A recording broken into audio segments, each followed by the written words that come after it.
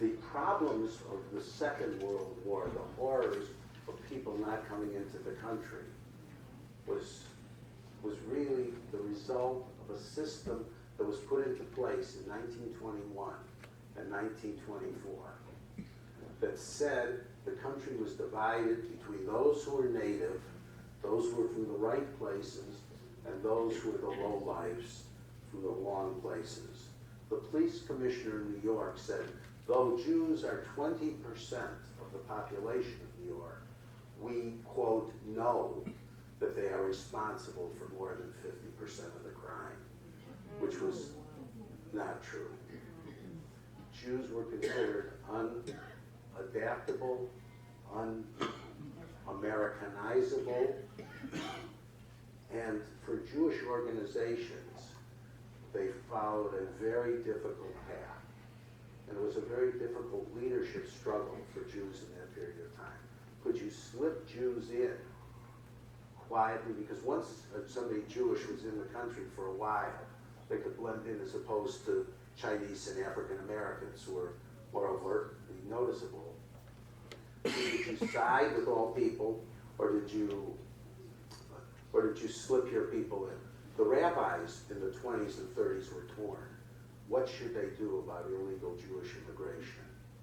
And one leading rabbi from El Paso, Texas, tried to set up communities in Mexico to take care of Jews there so that he could be a true American here and still help these unfortunate people with these horrible stories and refugee displacement after the First World War. But the attitude between the Ku Klux Klan, the nativism that began in the 20s continued.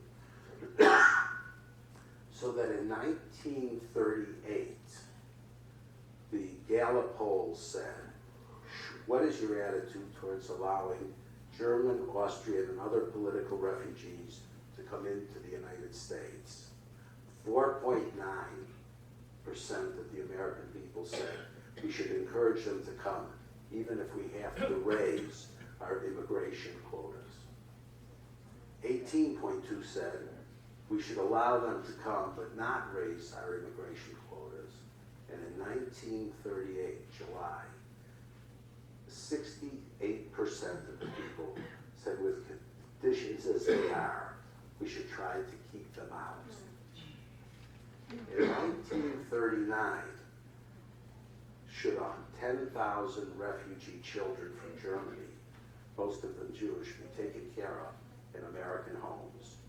30% of Americans said yes, 61% said no.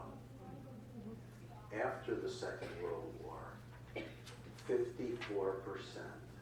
of people, Americans, said we should not allow the quotas to change from what they were before the war in the 20s to allow anybody in to the United States.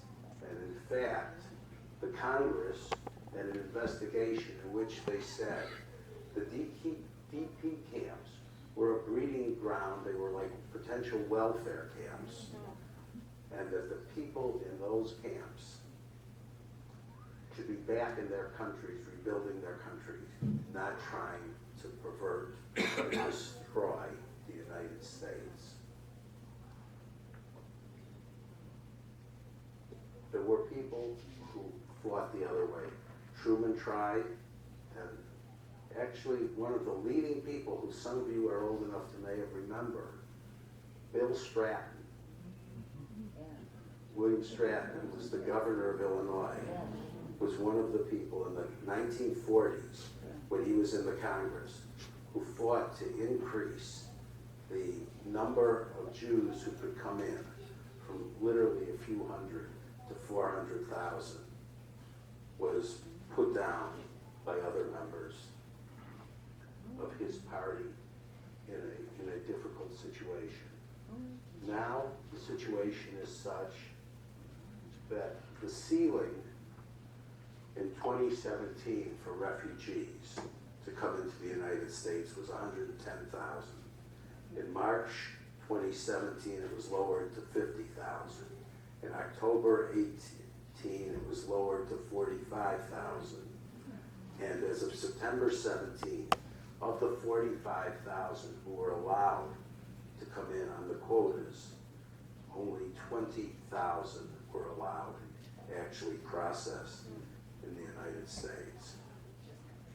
If there's anything that has brought people of different religious groups, whether it be Catholic Charities, Lutheran Family Services, Hias, and so forth, it's been this struggle. But Hias has taken a lead. What's happening now is as these numbers are being cut dramatically, almost week by week, and we know even as we speak, there's a caravan coming in, refugee status is being changed to no longer include gang violence or family violence. We know that all of these agencies are losing their infrastructure, so that if the policies were to change, the agencies would have to reorganize to be able to take care of the task. And that's why on this Shabbat, Hias has designated this Refugee Shabbat for us to be aware of it, to think about it, and that's why their slogan is, we helped refugees because they were Jewish, now we help refugees because we're Jewish, is why they made this an important moment that I think is vital for all of us to take into account and realize that if you read the news, if you read the history of the 20s, if you read the xenophobia, if you read the racial, anti-Semitic condemnations, they're exactly the same words. At the time of Hitler, they said we were viewed as disgraceful, un-American, unchangeable, filthy, dangerous, undesirable, and of low physical and mental standards. And when you hear that, and you realize that we too, like others, were caught in the tension of coming into this country, both legally and legally, I think it's important to approach these problems with rahmanas, compassion, and political awareness. Now, this music will capture who the United States is.